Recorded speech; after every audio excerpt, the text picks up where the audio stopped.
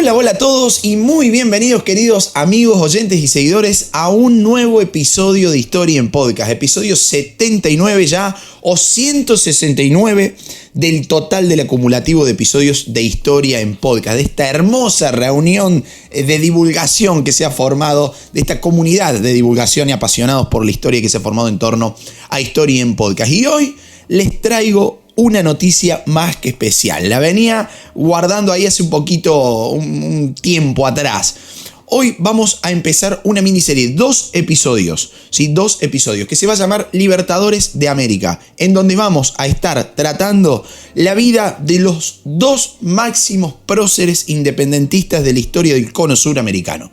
Estamos hablando de José de San Martín y de Simón Bolívar. Y en esta oportunidad, este episodio lo estoy grabando y lo voy a estar subiendo hoy, 17 de agosto del año 2024. Es justo la efeméride en donde se recuerda el paso a la inmortalidad, nada más y nada menos que del general Don José de San Martín, aquí en Argentina considerado el padre de la patria, pero que, como veremos, tuvo una carrera militar y una vida realmente de película. Así que en base a la enorme cantidad de pedidos que nos han hecho llegar sobre la vida de San Martín desde hace muchísimo tiempo, venía guardando esta carta para jugarla en este momento, ¿no? Libertadores de América, esta serie que entonces va a reunir la vida de Simón Bolívar y de José de San Martín, nada más y nada menos. Así que gracias a mis amigos de Spotify justamente por el apoyo para lanzar este episodio, a la querida Valentina que me ha estado ahí guiando un poquito para construir realmente un contenido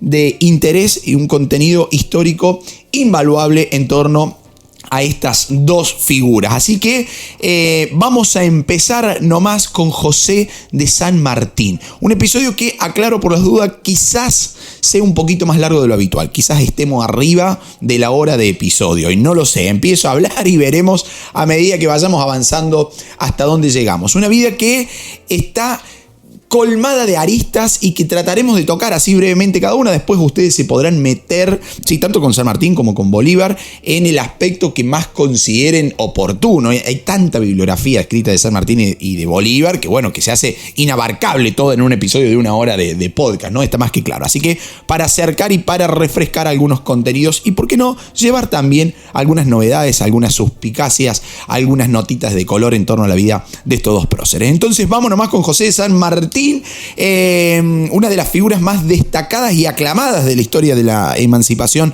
hispanoamericana, el encargado de llevar a cabo una de las hazañas militares más encomiada, ¿no?, más venerable, si se quiere, y más grandiosa de la historia de la independencia americana, justamente convirtiéndose en el héroe de la independencia de esta parte del continente, libertador de Chile, libertador de Perú y un gran artífice de la independencia de nuestro país, de Argentina. Un tipo que conquistó la América del Sur con su pensamiento, con su obra, y que luego, al encontrarse con las manipulaciones propias del poder político de la época, prefirió el exilio para terminar sus días ya achacoso, casi postergado e incluso pisando la ceguera, pero con la decencia que lo caracterizó en toda su vida. En un remoto rincón de Francia, cargado de honores, exonerado de toda responsabilidad sobre el destino que estas tierras estaban teniendo, cuya independencia había sido forjada por el valor de su espada, por el valor de su sable. Ahora, analizar la vida de tremendo personaje, se imaginarán ustedes que es una tarea realmente titánica, ¿no? Muchos aspectos de todo lo que fue la vida de San Martín estuvieron y están todavía hoy cargados de misterio, de misticismo, de secretos, de dudas. Sin embargo, como les decía recién, vamos a tratar de hacer lo posible, como siempre digo, ¿no?, al menos a vuelo de pájaro, para que aquellos que quieran y que lo deseen puedan después penetrar en la extensa y variada bibliografía que se ha escrito sobre el Libertador, tal y como lo conocemos por estos lugares. Y para empezar con el recorrido biográfico, vamos a empezar, como siempre digo, por el inicio, por su nacimiento, por sus orígenes, lugar en donde ya existen amplios misterios. Y vamos a ver por qué. La historia oficial nos cuenta que José de San Martín era hijo de Juan de San Martín, ¿sí?, un español de nacimiento, teniente gobernador de Corrientes, ¿no?, esta división administrativa de las Provincias Unidas del Río de la Plata, actualmente la provincia de Corrientes. e hijo también de Gregoria Matorras, también española, nacida al igual que su esposo, que su marido, en la provincia española de Palencia, ¿no? Una historia por muchos conocida esto, ¿no? Hijo de Juan de San Martín y de Gregoria Matorras, relatada hasta el hartazgo por muchos historiadores, por muchos profesores en la escuela y toda esta cuestión. Pero como toda historia, también tiene un lado B. Resulta que existe una versión desde finales del siglo XX que establece la posibilidad de que San Martín haya sido en realidad un mestizo.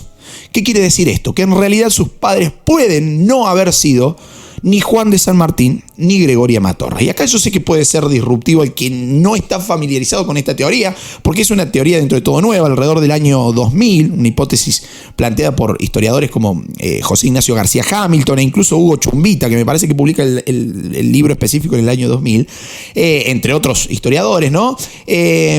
Establecen que en realidad San Martín podría ser hijo del español Diego de Alvear, padre nada más y nada menos que de Carlos María de Alvear, quien fue en un tiempo muy amigo de San Martín y luego muy enemigo de San Martín, ya lo veremos. Entonces puede haber sido hijo de este Carlos María de Alvear y de una joven de origen guaraní, ¿sí?, llamada Rosa Guarú, y que habría sido entregado a la familia San Martín para su crianza. Algunos historiadores van a decir que eso fue totalmente imposible, ya que Alvear, está documentado que llegó a esa zona de las Misiones, de la actual provincia de Misiones, de Corrientes, que le decía recién, en el año 1783, es decir, 5 años después del nacimiento de San Martín, que está documentado en 1778. Pero vamos a ver que incluso ahí, en la fecha de nacimiento, también hay algunas dudas, ya vamos a llegar. Bueno, volviendo al origen de San Martín, la historia tiene cierto halo misterioso porque se dice que alguna vez, escuchen esta historia porque es increíble realmente, alguna vez una anciana, pobre ya, muy viejita, que vivía en un ranchito muy humilde en la localidad de Aguapé, en Corrientes, corría el año 1865, ¿sí? Esta mujer, anciana, viejita, le pregunta a un soldado paraguayo que estaba siendo movilizado en la zona con motivo de la guerra de la Triple Alianza, le pregunta si tenía noticias sobre un tal José de San Martín. Y el soldado quedó anonadado, ¿no? El tipo dice, pero sí, claro que sí, claro que tenemos noticias de San Martín. ¿Sí? Fue un general tremendamente exitoso, y no solamente eso, sino que fue el que logró la independencia de nuestro país y también la independencia de otros países de Sudamérica, y que tristemente había fallecido en el exilio en el año 1850. Aparentemente, cuando Diego de Alvear estuvo de recorrida por esa zona del ex virreinato del Río de la Plata, paró en la casa de Juan de San Martín y de Gregoria Matorras, y fue en esa casa en donde Diego de Alvear tuvo relaciones con una joven muchacha indígena que estaba al servicio de los San Martín. Esa muchacha era Rosa Guarú, y producto de esa relación con Alvear queda embarazada. Se dice que fue una mamá muy dedicada a ese niñito, que lo amamantó, lo crió e incluso lo educó. Años después, cuando Alvear se casa ya en Buenos Aires y empieza a pertenecer a esa alta alcurnia porteña, podemos decir, le pide a Juan de San Martín que el niño, ¿sí?, nacido de su relación con Rosa Guarú, fuera inscrito como propio de la familia San Martín, y que tenía que recibir educación militar, pero que aparte Diego de Alvear le iba a mandar y se comprometía a enviar todos los fondos necesarios para la manutención de ese niño. Cuando Juan de San Martín fue destituido de su cargo por un conflicto con los aborígenes locales de Corrientes, se traslada a Buenos Aires con su familia, llevándose al propio José, ¿no? Este héroe independentista. Y le promete a Rosa Guarú, la que supuestamente ha sido su madre biológica, que volverían tiempo después a buscarla a ella también, cosa que nunca más sucedió. Según esta versión, la madre auténtica del hijo, la madre biológica, nunca más vio a su hijo, y fue esa mujer, esa anciana, que en 1865 le preguntó a un soldado paraguayo si había escuchado hablar o si tenía noticias de un tal José de San Martín. Esa parte de la historia es verdaderamente apasionante y prometo retomarlo un poquito más adelante en este mismo episodio cuando salen a la luz otros datos interesantes que aportan a esta visión, digamos, ¿no? Oficialmente se dice, no, hijo de Juan de San Martín y de Gregorio Matorra, fin. Bueno, pero hay una historia ahí que hace cierto ruido y que es interesante por ahí ampliar el abanico de visiones que uno tiene. Después, ustedes a su criterio tomarán una, tomarán otra, no lo sé ya qué pueden llegar a hacer ustedes con toda esta información, pero es interesante y me siento obligado también a contarla como parte de la divulgación. Ahora, ¿qué pasa con este San Martín? ¿Cómo era este San Martín? ¿Qué aspecto tenía, ¿no? ¿Qué tanto de real hay en todas las representaciones artísticas de pinturas y óleos y tantas cosas que se encuentran, retratos y toda esta cuestión que existen en torno a su figura? Bueno, se dice que era un muchacho alto, de tez bastante oscura, algo indiado, dicen algunas fuentes de la época, ¿no? Que tenía un marcado acento español, ¿sí? Que no encajaba con la fisonomía de sus padres. Juan de San Martín era un tipo de baja estatura, rubio, de ojos azules, y Gregorio Matorras de cutis blanco, y de repente tenemos a este muchacho, digamos, con gestos indiados, dicen la fuente, ¿no? Es más, en la familia Alvear siempre estuvieron convencidos de que José Francisco, o Francisco José, que aparentemente era el nombre original, por así decirlo, y que se termina cambiando por una cuestión de uso, el orden de los nombres, había sido realmente hijo de Diego de Alvear. En unas interesantísimas memorias de una muchachita llamada Joaquina de Alvear, hija del general Carlos María de Alvear, y digo nieta, de Diego de Alvear. La mujer se presentaba a sí misma diciendo: yo, Joaquina de Alvear, declaro ser nieta del capitán de fragata español, señor don Diego de Alvear, y no sé cuánta cosa, que era gobernador de la isla de León y no sé cuánto más. Pero hay una partecita que es muy interesante, dice: soy hija segunda del general Carlos María de Alvear y soy sobrina carnal del general José de San Martín, por ser hijo natural de mi abuelo, el señor don Diego de Alvear Ponce de León.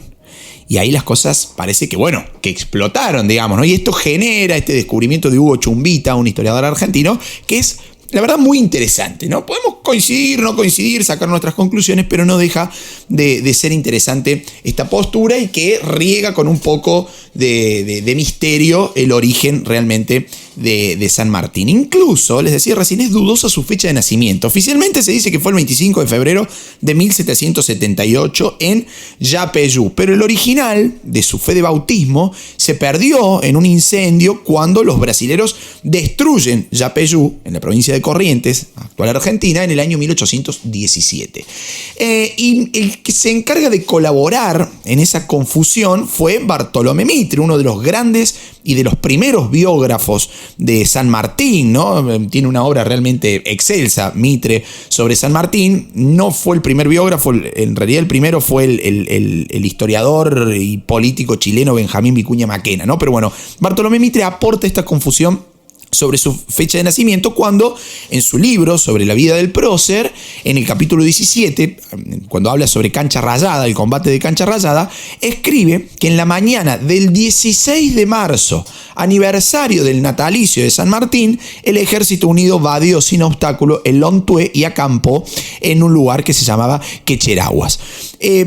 Bueno, misterio, ¿no? En la mañana del 16 de marzo, aniversario del natalicio de San Martín. O sea que también regado de duda ahí, para colmo de males, no tenemos el acta original. Ahora, salteado este problema del misterio de su origen y de la fecha de su nacimiento, vamos a avanzar un poquito en la cronología. ¿Qué va a suceder con los San Martín, con la familia San Martín, una vez que se instalan en Buenos Aires, que salen de Corrientes, ¿no? Bueno, para 1784, cuando José de San Martín contaba con apenas 6 años, la familia San Martín decide regresar a España. Digo regresar porque ambos padres, ¿sí?, biológicos o adoptivos, como quieran, ambos padres eran españoles. Entonces deciden volver a España, en donde, según la visión de Hugo Chumbita, la familia sigue recibiendo una vez en España el aporte económico de Alvear, como padre biológico y legítimo de don José. La cuestión es que ya instalado en España, José de San Martín ingresa en el año 1787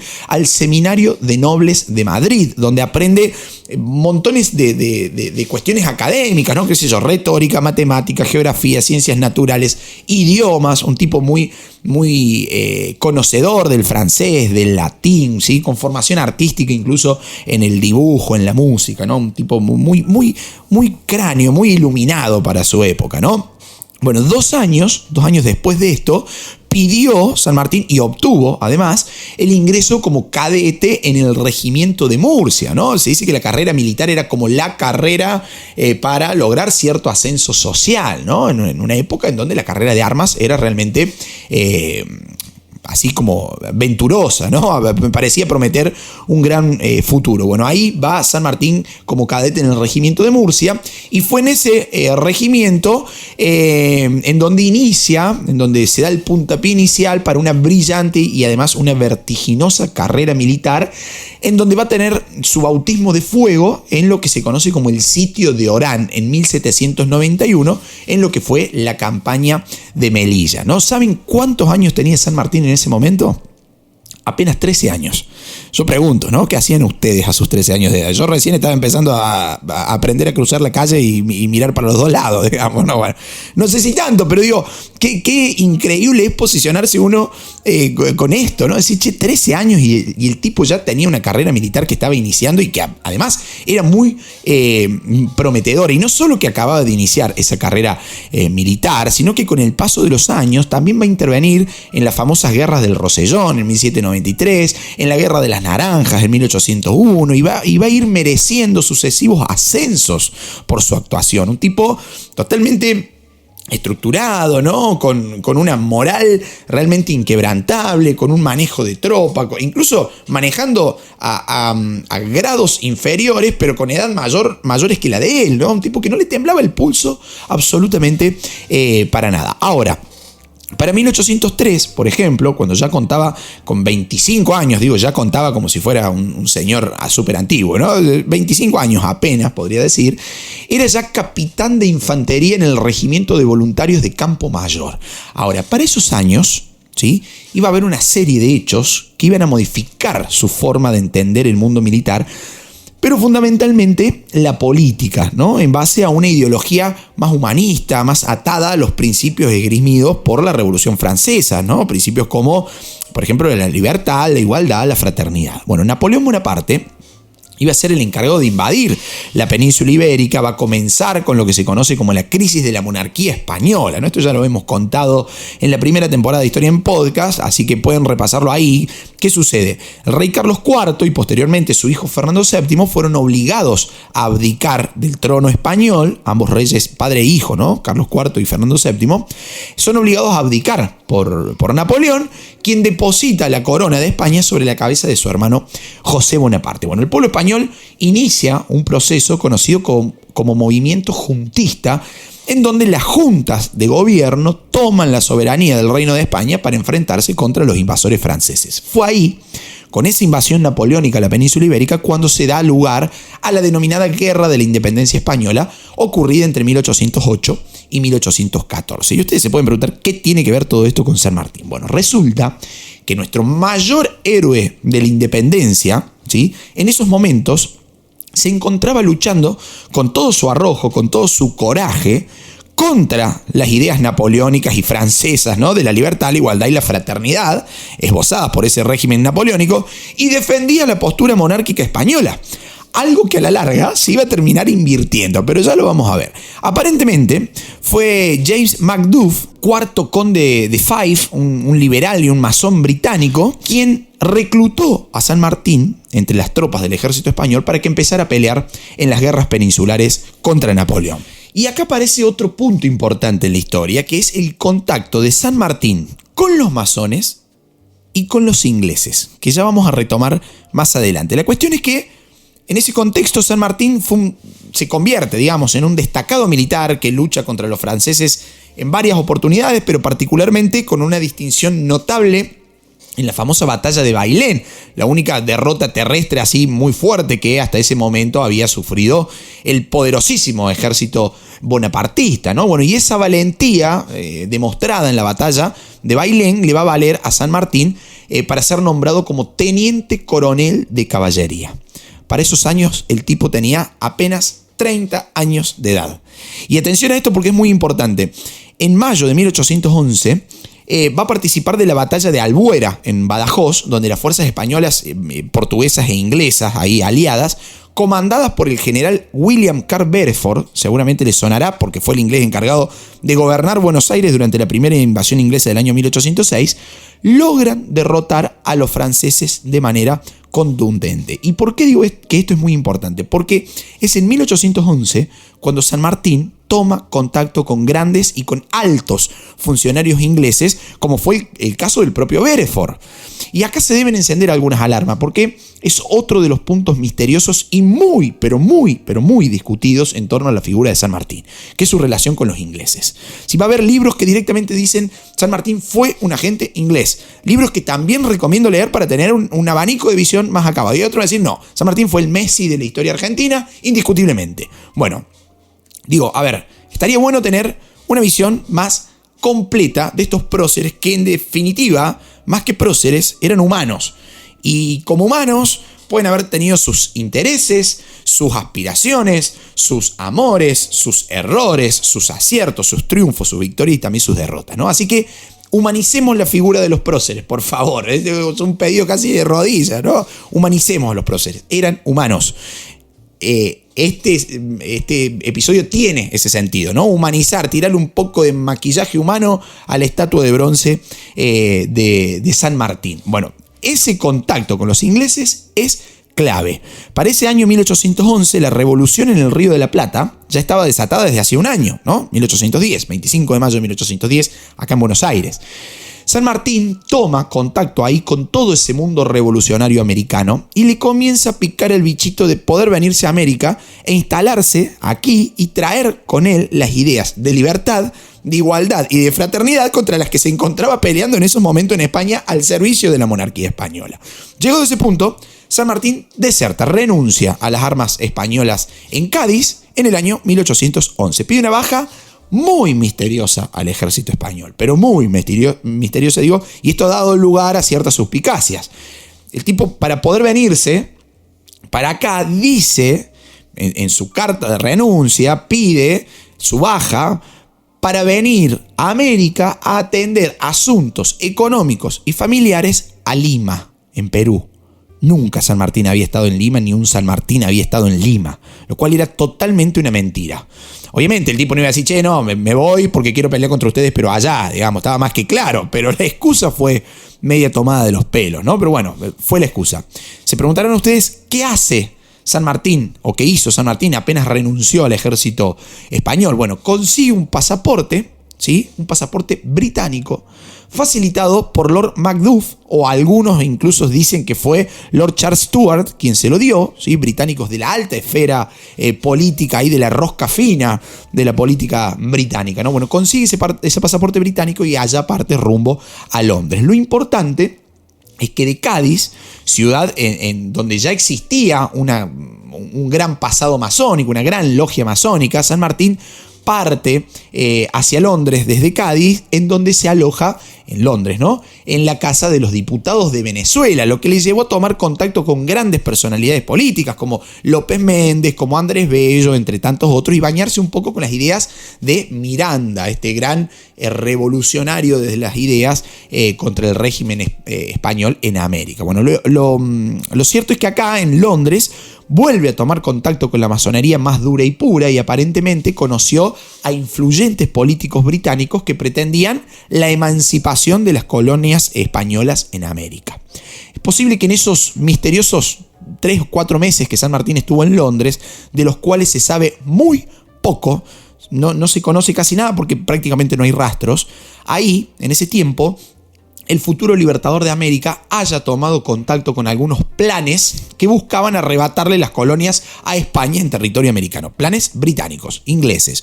Uno de esos planes es conocido con el nombre de Plan Vansittart, que data del año 1796, destinado a atacar Buenos Aires, de ahí pasar a Valdivia y a Valparaíso en Chile, y una vez afirmados en Chile, llegar al puerto de Callao y a Lima en el Perú para hacer colapsar las colonias españolas. Ojo con estos planes.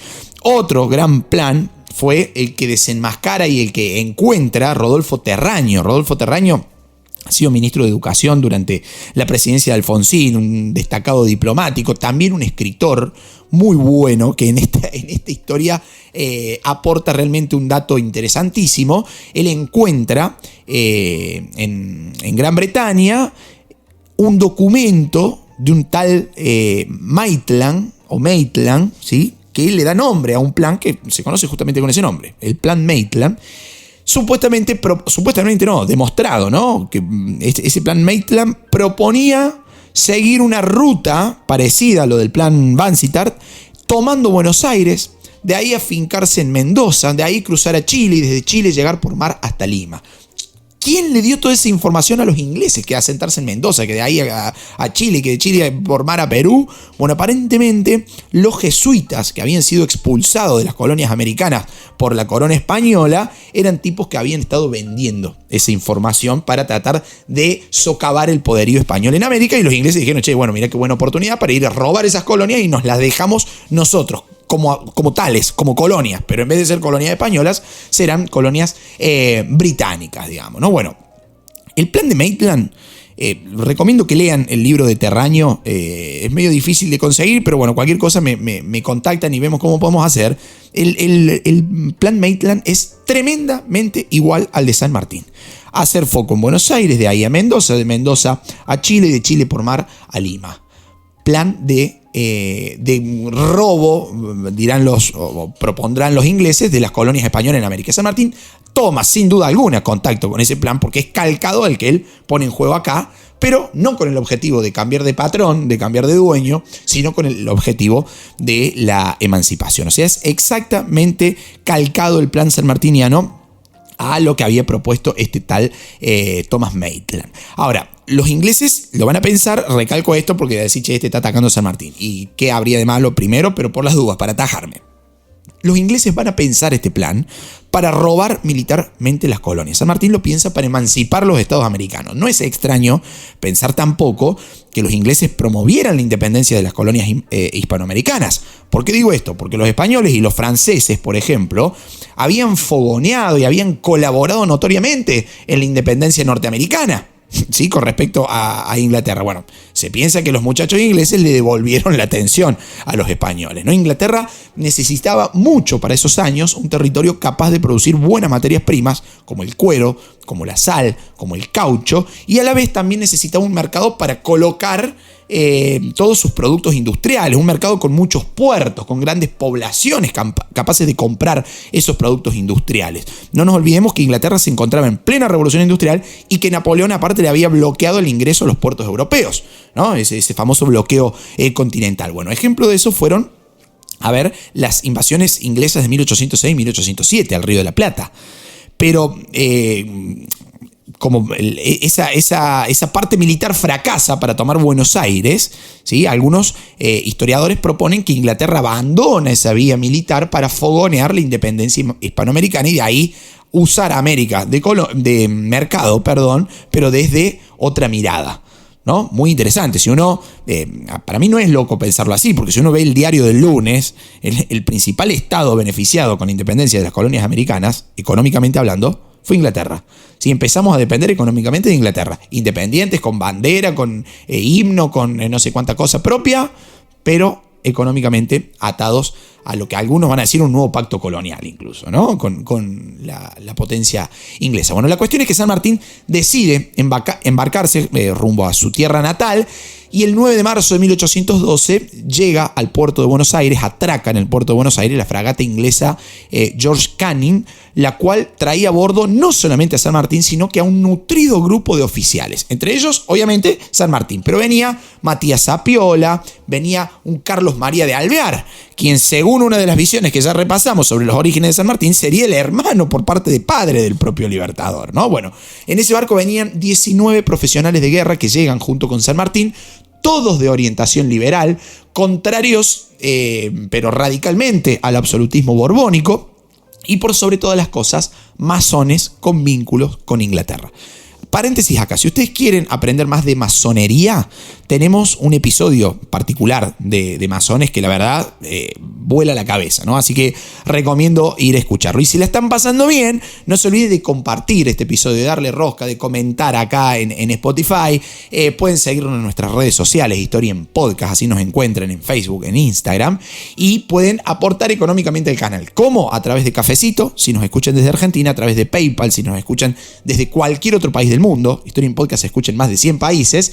O comprando nuestros libros, o por qué no también uniéndose a Historia en Podcast Academia, la única academia online de la República Argentina con alumnos en más de 15 países. Siempre tenemos cursos, todos los meses en vivo, asincrónicos, realmente un encuentro con la historia esos cursos. Así que los invito cordialmente. Próximo mes de septiembre reeditamos un curso de la antigua Grecia y Roma, así que los voy a estar esperando sin lugar a dudas. Ahora sí, cerramos el paréntesis publicitario, podemos decir, ¿no? Bueno, ¿qué va a pasar? Este San Martín venía a Buenos Aires después de haber visitado en Londres de haber visitado y de haber asistido asiduamente a muchas sesiones de la famosa Gran Reunión Americana, ¿no? Una logia fundada por Francisco de Miranda, que va a ser la fundación o la organización madre de varias de otras organizaciones masónicas que se van a empezar a esparcir por América con fines realmente iguales, ¿no? La independencia y la organización de los pueblos americanos. Con todo ese bagaje militar, cultural, ideológico, llega San Martín, un joven San Martín de apenas 34 años de edad, a una Buenos Aires que le era totalmente ajena, ¿no? Se dice que San Martín en esos momentos hablaba un acento castizo, es decir, un marcado castellano ibérico, ¿no? Que tenía una gran distinción militar en su currículum, que era muy buen mozo, de una mirada y de una voz penetrante, y como si fuera poco, por la sociedad porteña era mirado medio así por sobre el hombro, medio de reojo, ya que sospechaban que podía ser un espía español, un espía francés e incluso un espía inglés. Y quien lo va a ayudar a introducirse en esa alta sociedad porteña fue su por entonces amigo Carlos María de Alvear.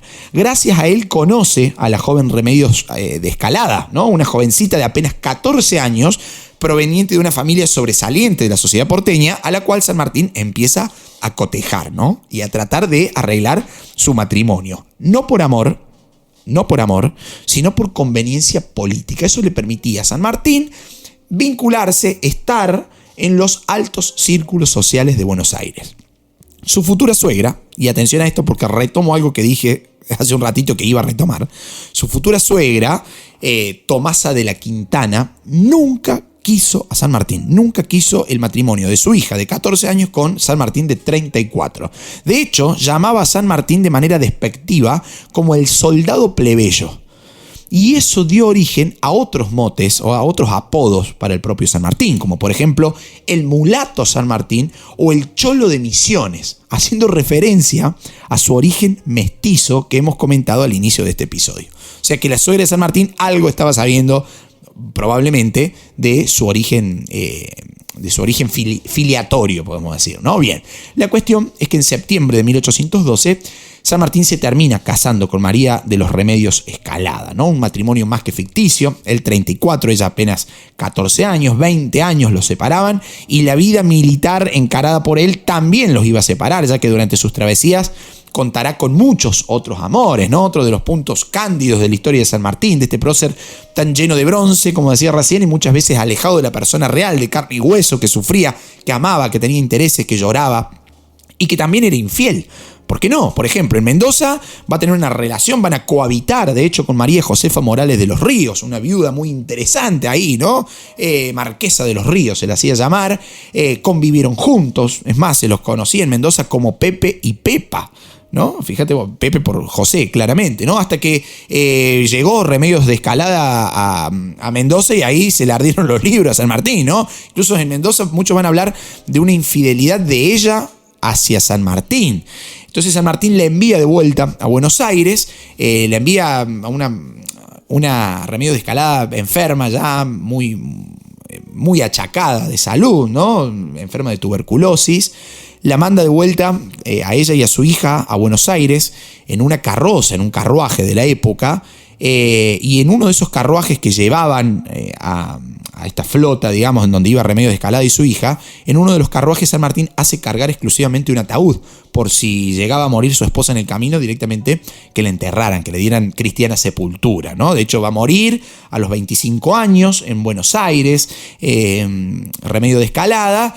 Su tumba se encuentra en el cementerio de Recoleta, muy importante, muy interesante visitarla, porque la lápida dice: aquí yace la esposa y amiga del general San Martín. Y uno dirá, bueno, el que le hizo la lápida no sabía muy bien la historia. No, la lápida la manda a construir el propio San Martín, digamos, ¿no? Yo siempre a mis estudiantes jóvenes les digo, la frienzoneó, la mandó a la friendzone, ¿no? Le dijo más que esposa, amiga, ¿no? Bueno, este San Martín entonces, con muchos vínculos amorosos, con esta relación con María Josefa Morales de los Ríos, el cual el propio Rodolfo Terraño tiene un libro muy interesante que se llama Josefa, sobre esta historia. Esa relación termina cuando él se va a Chile y después de Chile parte hacia Lima, a donde se va acompañado de su esclava, de la mulata Jesusa, ¿no? Con Jesusa tienen relaciones, llegan a tener un hijo en Perú del que nunca más se supo nada, y aparentemente San Martín la vende a Jesusa en Perú. ¿Sí? Ahí inicia otra relación con Rosa Campuzano, una ecuatoriana afrodescendiente de la alta sociedad que llega por sus vínculos amorosos a ubicarse en esa alta sociedad peruana. Viven juntos Rosa Campuzano y San Martín, ¿no? Hasta que San Martín se vuelve del Perú. Incluso se dice que en la entrevista de Guayaquil con Bolívar conoce a Carmen Mirón y a Layón, con la cual tienen un hijo que se va a llamar Joaquín Miguel de San Martín y Mirón, que en Perú todo el mundo conocía como el protectorcito, porque era el hijo del protector del Perú. O sea que fíjense cuánto amor hay de por medio. Sin embargo, para San Martín, el amor y las relaciones sexuales amorosas nunca estuvieron por delante de la patria. Siempre el interés fue primero de la patria. Siempre, ¿no? Por más que podamos poner cualquier suspicacia o entendimiento actual de las relaciones de José de San Martín, siempre el interés genuino de la emancipación americana y de la patria va a estar por frente. Lo cierto es que, volviendo a la línea cronológica de su biografía, San Martín, una vez casado, inicia la primera parte de su epopeya militar, una etapa nueva de su vida que lo iba a convertir, junto con Simón Bolívar, como les decía que lo vamos a tratar en el próximo episodio, en una de las personalidades más destacadas de la guerra de la emancipación americana, ¿no? Es más, a causa de sus 22 años de servicio en el ejército realista, San Martín, como les decía, no va a ser bien recibido y va a decir, mirá qué bueno, viene San Martín a combatir para nosotros, ¿no? Los porteños lo van a mirar medio de reojo, pero ¿qué pasa? El movimiento militar patriota era bastante débil, no contaba con militares de rango, de carrera. Por ejemplo, teníamos al general Manuel Belgrano, otro de los líderes del panteón de próceres de nuestro país, que venía de las ciencias jurídicas, era abogado, y de repente le dicen, nos hacen falta militares, y el tipo no duda y tiene una campaña realmente asombrosa, al cual también ya le vamos a dedicar un episodio particular al querido Manuel Belgrano. Recomiendo en este caso mi libro, Alta en el Cielo, una historia de la bandera argentina, en donde retomamos parte de esta historia, un libro editado por Editorial Planeta, que lo consiguen en cualquier parte del mundo. Bueno, con este contexto de debilidad militar del movimiento patriota, la junta gubernativa de esos momentos le confirma a San Martín su rango de teniente coronel de caballería y le encomendó la creación de un nuevo grupo, de un nuevo cuerpo, que fue el Regimiento de Granaderos a Caballo, al frente del cual iba a obtener una victoria en el combate de San Lorenzo, ¿no? Que fue en realidad una pequeña escaramuza cerca de la actual ciudad de Rosario, en provincia de Santa Fe, la única batalla que San Martín tiene dentro del actual territorio argentino, desarrollada el 3 de febrero de 1813 y que se dice apenas duró no más de 10-15 minutos. O sea, por eso se la conoce como la escaramuza de San Lorenzo, pero fue el bautismo de fuego de los granaderos a caballo, creado por él mismo, y de ese regimiento, ¿no? Y del propio San Martín en los territorios de la actual Argentina. Podemos decir que por esos momentos no se llamaba de tal forma, no se llamaba Argentina. Bueno, pero antes de ese triunfo, el 8 de octubre de 1812, a menos de un mes de haberse casado, ¿no? Fíjate, ¿no? Hacía un mes que había tenido su boda, qué sé yo qué, San Martín ya estaba pensando en su plan, ¿no? En su plan, que era bastante discreto, secreto, ahí conocidos por poco, pero San Martín dice, a ver, Se junta con Alvear, ¿sí? Su medio hermano, dirán algunos, su amigo en esta etapa, dirán otros, después se van a enemistar muy profundamente, ambos masones, previa fundación de una logia masónica llamada la Logia Lautaro, y ambos comandan el primer golpe militar de nuestra historia en contra del gobierno del primer triunvirato, que poco y nada hacía por obtener la independencia y dictar una constitución, que eran sus objetivos primordiales. Sí, el primer golpe militar de la historia argentina lo da San Martín y Alvear. Destituyen al gobierno del primer triunvirato, incluso con soldados en las calles de Buenos Aires obligando a renunciar a ese primer triunvirato. Moría ese primer triunvirato y nacía lo que conocemos como el segundo triunvirato, con intereses masónicos por detrás, muy marcados, y ahí va a ser cuando San Martín entrara en la escena grande de la rosca política porteña. Después de eso va a venir el combate de San Lorenzo que les decía recién. Pero ¿qué pasa? El plan militar que se tenía y que se pensaba en Buenos Aires consistía en llegar a Lima, que era el principal epicentro realista, ¿no? el principal foco español en América, Lima, atravesando el Alto Perú, es decir, la actual Bolivia, zona en que históricamente nos había ido mal. Habíamos sufrido enormes reveses militares, no podíamos llegar a Lima y no podíamos parar las avanzadas realistas que venían desde Lima por el Alto Perú. Vilcapugio y Ayohuma, ¿sí? Fueron dos grandes derrotas que dolieron e hirieron casi de muerte a la revolución en el Río de la Plata, ¿no? Ese año 1813, había traído esas duras derrotas y también marcaba el final de Manuel Belgrano frente al famoso Ejército del Norte. ¿Quién iba a reemplazar a Belgrano? Un militar de carrera, el propio San Martín. Digo un militar de carrera porque, como les decía anteriormente, Belgrano era abogado, ¿no? Que no dudó en aceptar el puesto militar cuando las papas quemaban, ¿no? No había otro y Belgrano dice, yo voy. Y lo hizo con muchísima, pero muchísima altura. Ahí hay una historia que yo cuento en mi libro Alta en el Cielo, que es el famoso encuentro entre San Martín y Belgrano en la supuesta posta de Yatasto, lo cual también es una mentira. El encuentro fue en la posta de Algarrobos. Hay un libro muy interesante de Arturo Venencia que cuenta esa historia, un libro bastante viejito, no me equivoco, de la década del 60-70, que reconstruye el paso a paso del encuentro entre San Martín y Belgrano. Así que para aquellos que peinan canas ya como yo, el encuentro entre San Martín y Belgrano no fue en la posta de Yatasto. Sí se encontraron, pero en la posta de Algarrobo, que estaba a unos 60-70 kilómetros, no recuerdo ahora, de esa posta ahí en el norte de nuestro país. Entonces, 1813... San Martín renuncia a la jefatura del Ejército de Buenos Aires y en 1814 acepta sustituir a Manuel Belgrano al frente del Ejército del Alto Perú, que venía maltrecho por estas derrotas catastróficas que habían sido Vilcapugio y Ayohuma. Esos duros reveses que había sufrido Belgrano a mano de los realistas cerraba prácticamente las posibilidades de avanzar sobre Perú por esta ruta del Alto Perú, esta ruta boliviana, diríamos hoy en día, ¿no? Cruzando el actual territorio boliviano. Al tiempo que esto hacía muy vulnerable esa frontera, ¿no? Era porosa, era permeable por parte de los realistas. Entonces se decide delegar al general salteño Martín Miguel de Güemes, ¿sí? La defensa de esa frontera norte, ¿no? Ya le vamos a dedicar un episodio a Güemes porque es más que interesante también. Entonces, incómodo ante todas las suspicacias porteñas y de acuerdo con sus compañeros de la Logia Lautaro, José San Martín pensaba que todos los esfuerzos debían orientarse hacia otra ruta, ¿no? Hacia la liberación del Perú, sin lugar a dudas, pero por otra ruta.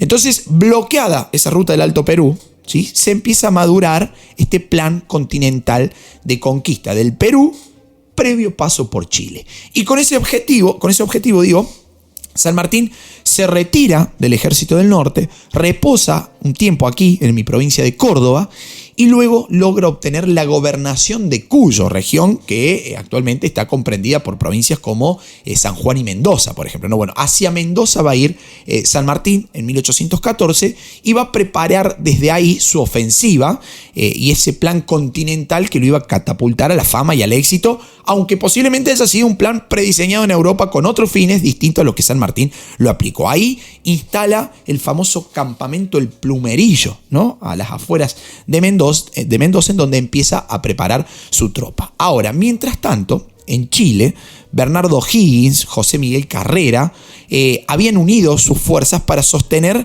una ciudad que era estratégica en esos momentos, que era Rancagua.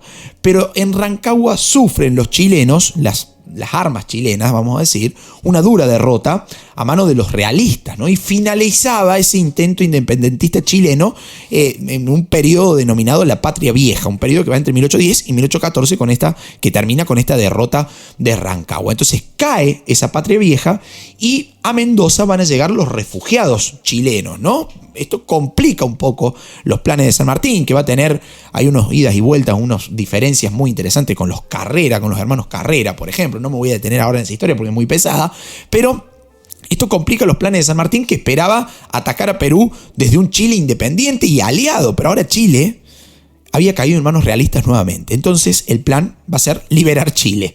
San Martín decide apoyarse en O'Higgins, con quien prepara ese plan de invasión que sería aprobado por los gobiernos de Gervasio Antonio de Posadas y posteriormente por Juan Martín de Pueyrredón, ¿no? Los directores supremos de esos momentos en las Provincias Unidas del Río de la Plata. Es más, San Martín y Pueyrredón se reúnen aquí en Córdoba. Hay una esquina mítica en Córdoba que hay una placa que dice: aquí en esta esquina se reunieron San Martín y Pueyrredón. ¿Qué dice San Martín? San Martín le pone, figurativamente, ¿no?, la espada en la panza a Pueyrredón, le dice: che, loco, dale, apurate, declará la independencia. Yo no puedo ir a Chile a decir: che, vengo a independizarlos. ¿En nombre de quién? No, en nombre de una muchachada que todavía no se pudo independizar, que somos las Provincias Unidas. No, tengo que ir en nombre de un Estado independiente. Entonces Pueyrredón va a terminar siendo quien instala el Congreso de Tucumán en 1816 y termina declarando la independencia, digamos, ¿no? Así que San Martín es el gran presionador para que esa independencia finalmente se consiga, y se consigue el 9 de julio de 1816. Bueno, en Mendoza, durante 3 años, entre 1814 y 1817, con muy pocos recursos, San Martín empieza a organizar de manera muy paciente su ejército con la ayuda de la población mendocina, ¿no? Hay mucha gente que va a aportar, se van a liberar esclavos para la causa independentista, las damas de alta alcurnia van a donar sus joyas, los curas van a fundir el bronce de las campanas para que se pudieran hacer cañones y balas de cañón. O sea, todo el pueblo estaba bregando por ese plan continental, ¿no? Finalmente, 1817 inicia la gran campaña que habría de dar un giro, ¿no?, en la guerra independentista, en el momento más difícil, si se quiere, para la causa americana, para la revolución independentista americana, cuando aparentemente la revolución estaba vencida en todos los puntos, ¿no?, salvo en el Río de la Plata, salvo, podríamos decir, en la actual Argentina. El objetivo de San Martín era invadir Chile, cruza la cordillera de los Andes, iba en sus planes, ¿no?, vencer a los españoles, de hecho, en Chile, ¿no?, de hecho logra cruzar la cordillera en solo 24 días, algunos van a decir que lo hizo a caballo, otro va a decir que lo hizo en mula, otro va a decir que lo hizo en camilla, porque un San Martín para esos momentos muy achacado de salud, con reuma, con úlceras estomacales, con asma, cruzando las cumbres más altas de esta parte del mundo en apenas 24 días, ¿no? O sea, fíjate lo loco de este correntino, podemos decir, que con tantos problemas de salud termina poniendo en jaque el dominio colonial español en América, ¿no? 24 días cruza esa cordillera, lo cual iba a constituir la mayor hazaña militar americana de todos los tiempos, ¿no? Superado el cruce de los Andes, 12 de febrero de 1817, derrota al ejército realista al mando del general Marcó del Pont en la cuesta de Chacabuco. El 14 entra en Santiago de Chile y la asamblea constituida lo proclama en esos momentos la independencia del país y lo nombra director supremo, cargo que San Martín declina en favor de O'Higgins. Pero, como venimos diciendo, Chile era solo un paso en el plan continental de San Martín, ¿sí? Era un paso necesario. San Martín era lúcido, sabía que para terminar sacándose de encima el poderío español era necesario atacar Lima. Entonces fue a partir de ahí, una vez ya controlado Chile, que los esfuerzos de San Martín se centran en organizar una gran escuadra naval que transportara a las tropas libertadoras de Chile a Perú. Entonces, ¿qué hace San Martín? Regresa a Argentina, podemos decir con todas las comillas, las Provincias Unidas del Río de la Plata en esos momentos, viaja a Buenos Aires con el objetivo de solicitar todo lo necesario para lograr esa campaña. Sin embargo, uno puede decir, me imagino que el gobierno la puso toda ahí, digamos, puso todo el dinero que hacía falta. No, lo único que recibe fue la oferta de intervenir directamente en las disputas internas del país. Le dijeron: che, San Martín, vení, tenemos lío acá entre unitarios, federales, no sé qué, lo que quieren, lo que no quieren. San Martín rechaza contundentemente y tajantemente esto y vuelve a Chile. A su regreso a Chile, las fuerzas patriotas van a ser derrotadas en lo que fue la derrota de Cancha Rayada, ¿no? Por parte del ejército realista al mando de Mariano Osorio. Entonces San Martín reorganiza esas tropas que quedan desmoralizadas, ¿no? Y vence a Osorio en los llanos de Maipú el 5 de abril de 1818. Al término de esa batalla, con la cual quedaba asegurada la libertad chilena, va a tener lugar el célebre abrazo entre San Martín y O'Higgins, ¿no? Es más, terminan siendo íntimos amigos, ¿no? De lo que había sido ese cruce de los Andes. El cruce de los Andes es tan interesante que lo estoy mencionando al pasar simplemente porque si no tendría que dedicar un episodio exclusivo. San Martín cruza por varias rutas, negocia con los grupos aborígenes araucanos de la Araucanía, los mapuches del sur de nuestro país y del sur chileno, los cuales eran los encargados de casi lo traicionan a San Martín. O sea, a San Martín le dicen: ojo que si comentás algo a estos aborígenes, van y te van a vender la información a los españoles. Entonces San Martín le dice: bueno, mira, vos sabés que vamos a cruzar por tal punto, y eso logra, en base a la boconeada que hacen los mapuches, tratar de desviar a los españoles. Definitivamente los mapuches comentan esto, llega a oídos españoles, y el grueso del ejército español estaba esperando el cruce por otro lado, por el cual no se realizó. O sea, hasta en esos detalles estaba San Martín. Después podemos hablar horas del cruce de los Andes. Simplemente lo estoy mencionando al pasar como para hacer más llevadera también esta historia, pero sin duda alguna es la hazaña más grande militarmente hablando que San Martín enfrenta y completa con tremendo éxito. Ahora, había que organizar en la movilización de tropas desde un Chile ya conquistado, digamos ya liberado del yugo español, para movilizarse hacia el Perú. Entonces, para eso San Martín va a tener que vencer tremendos obstáculos, ¿no? Falta de dinero, diferencias políticas, la rivalidad, la envidia de sus enemigos. Por ejemplo, Carlos María de Alvear, con el cual termina muy enemistado. Carlos María de Alvear va a tener una necesidad de ascenso, una ambición de ascenso político y de poder muy grande. Se termina convirtiendo en director supremo, mientras que San Martín estaba en el frente de batalla parando las balas, digamos, ¿no? Entonces, esas diferencias, esas envidias, esas rivalidades, esos enemigos, van a hacer que la empresa se demore, ¿no? Pero finalmente los preparativos se terminan concretando. Ahí va a haber mucha mano inglesa, como por ejemplo la de Lord Cochrane, ¿sí?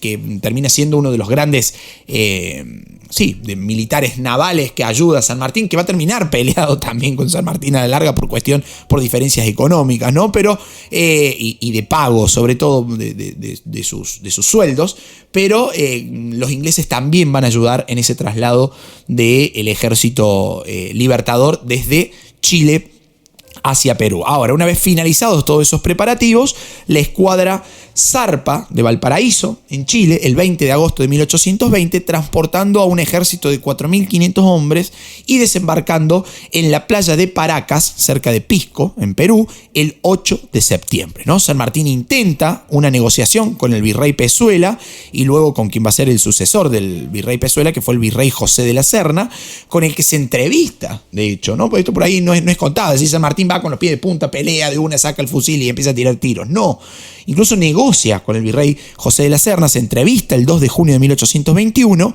y ahí San Martín expone su oferta de un arreglo pacífico que incluía la independencia de Perú y la implantación de un régimen monárquico con un rey español, ofreciendo a la Serna la regencia interina, ¿no? Pero fracasan esas negociaciones. San Martín ocupa Lima y proclama solemnemente la independencia, ¿sí? El 28 de julio de 1821, pese a que el ejército realista aún controlaba gran parte del territorio virreinal del Perú. Fíjense qué loco esto, ¿no? Se declara la independencia, pero el control militar todavía seguía siendo geográficamente beneficioso para España.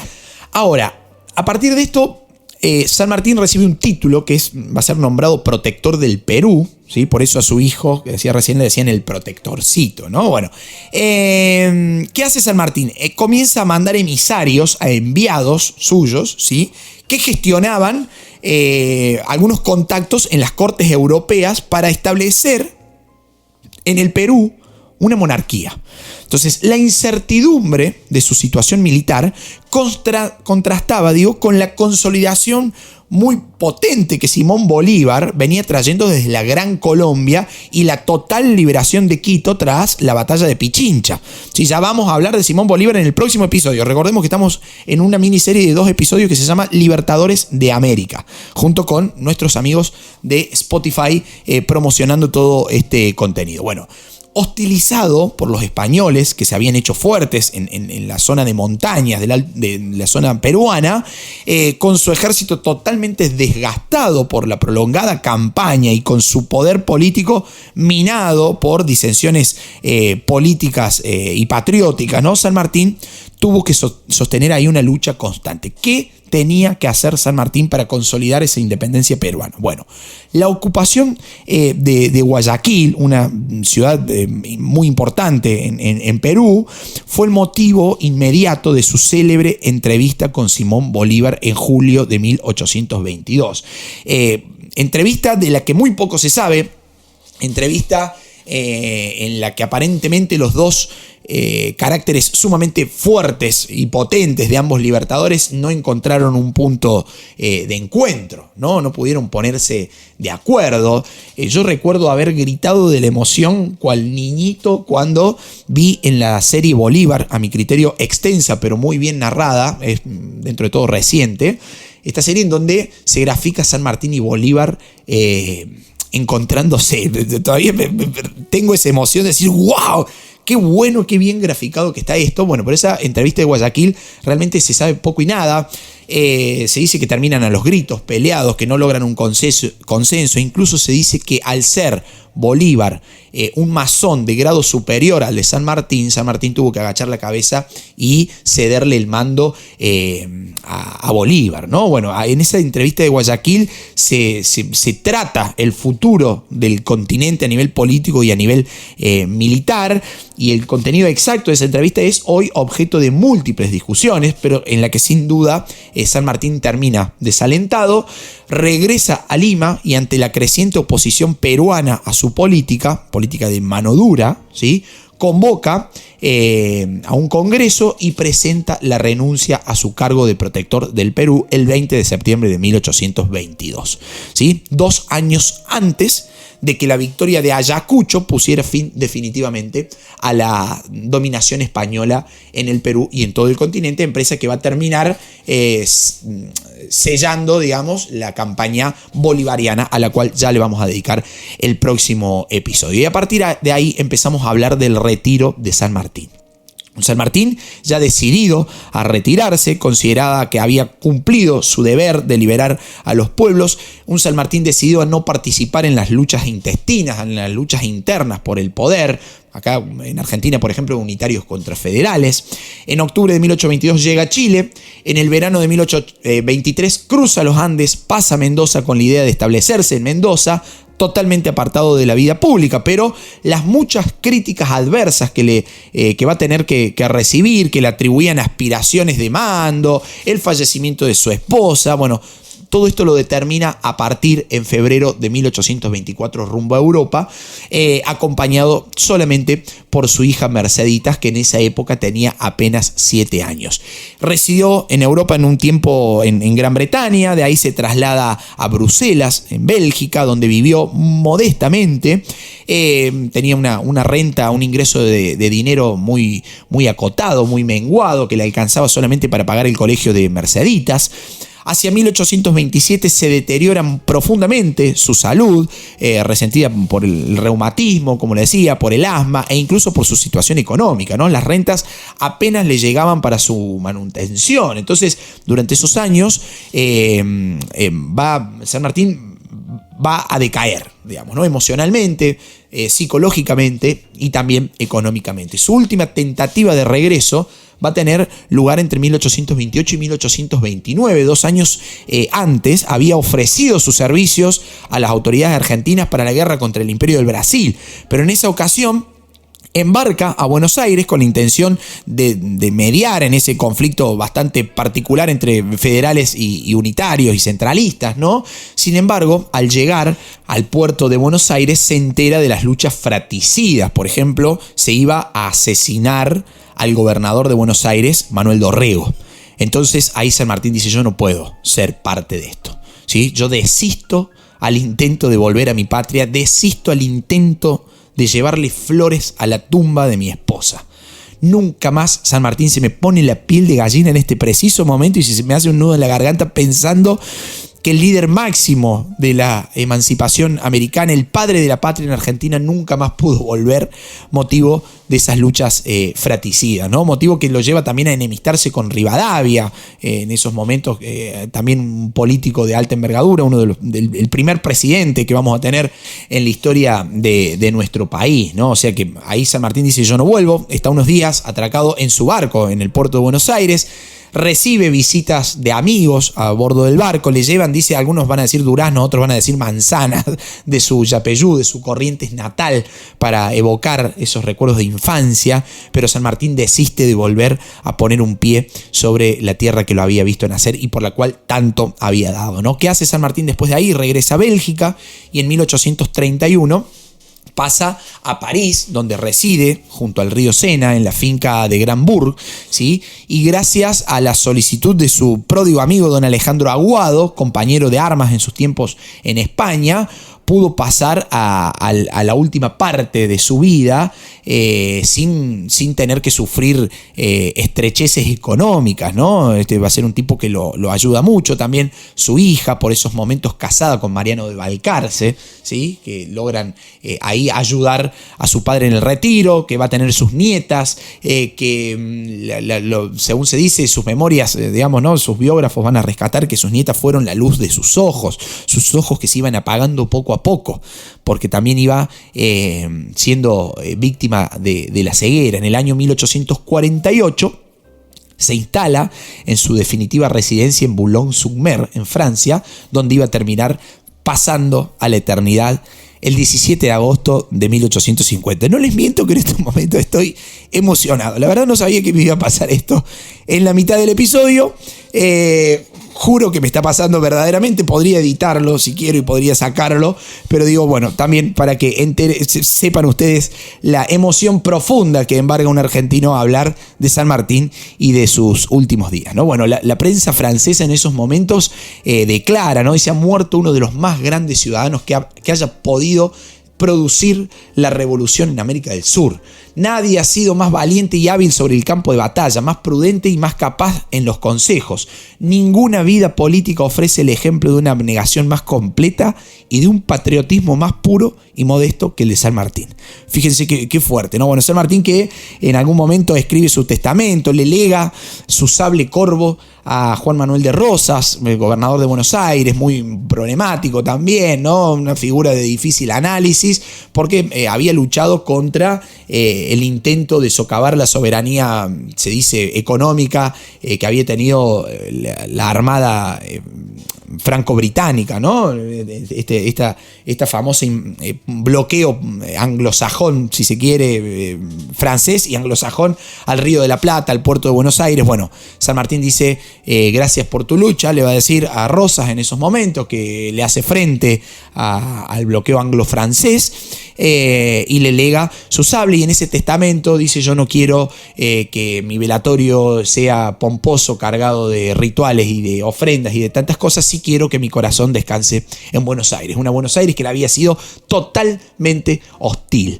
¿no? Y fíjate la grandeza, es decir, yo quiero reposar eternamente en Buenos Aires. Bueno, el 21 de noviembre de 1861 los restos del Libertador se trasladan a lo que era la bóveda de la familia Balcarce, ¿no? Su familia política por parte de su hija, en el cementerio de Brunoy, los que iban a reposar en ese sitio hasta 1880, porque en 1880 se iba a iniciar el proceso de repatriación de los restos de San Martín bajo la presidencia del tucumano Nicolás Avellaneda, quien los trae nuevamente a territorio argentino, quien los trae a Buenos Aires y que le dan sepultura en una nave, ¿sí?, de la Catedral Metropolitana, de la Catedral de Buenos Aires, sitio en el cual se dice, hay una leyenda, esto no lo tenía guionado, pero lo cuento, ya estamos muy extensos en horario, pero espero que se hayan quedado hasta este momento.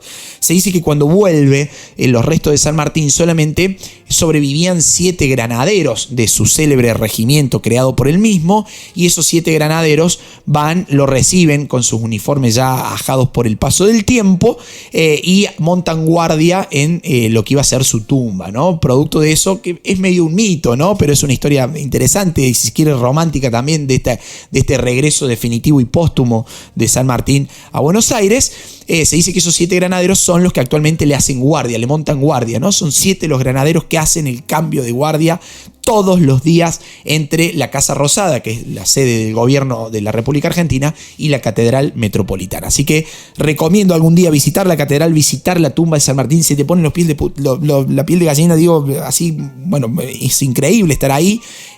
Cada vez que voy a Buenos Aires, una ciudad a la que amo profundamente, visito y trato de hacerlo en el horario del cambio de guardia para tratar justamente de ver esa tan solemne marcha, digamos, ¿no? Así que bueno, termina en 1880 el cuerpo de San Martín en Buenos Aires, y su sepultura está rodeada también de enigmas, porque se dice que su féretro está inclinado, e incluso algunos van a decir boca abajo en su tumba. Algunos van a decir que porque el ataúd era más grande que la tumba, y otros van a decir que por su condición de masón está inclinado 33 grados, que es el grado máximo al cual aspira la jerarquía masónica, y otros van a decir incluso boca abajo, producto de su masonería, digamos, ¿no? Bueno, todos mitos que rondan en torno a la figura de nuestro más ilustre libertador, el general Don José de San Martín.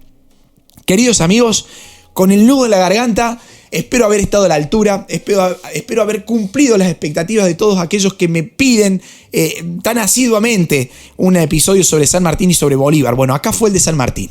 En el próximo encuentro vamos a hablar de Bolívar. Gracias a la gente de Spotify por el apoyo, y gracias a cada uno de ustedes por hacer que Historia en Podcast sea el proyecto educativo y de divulgación histórica más grande de toda Latinoamérica, y sobre todo, y lo más importante, de manera independiente. Lo hacen ustedes con sus pedidos, y nada más que ustedes y yo desde este lado. Gracias, infinitamente gracias. Espero sus mensajes, espero que hagan viral este episodio, espero que lo compartan, y sobre todo espero haber estado a la altura y haber generado el interés para que vayan y lean y profundicen todo lo que quieran sobre la vida de San Martín. De mi parte me despido. Muchas gracias por haber estado ahí nuevamente, y los espero en un próximo episodio, en un próximo encuentro con la historia. Chau, muchas gracias.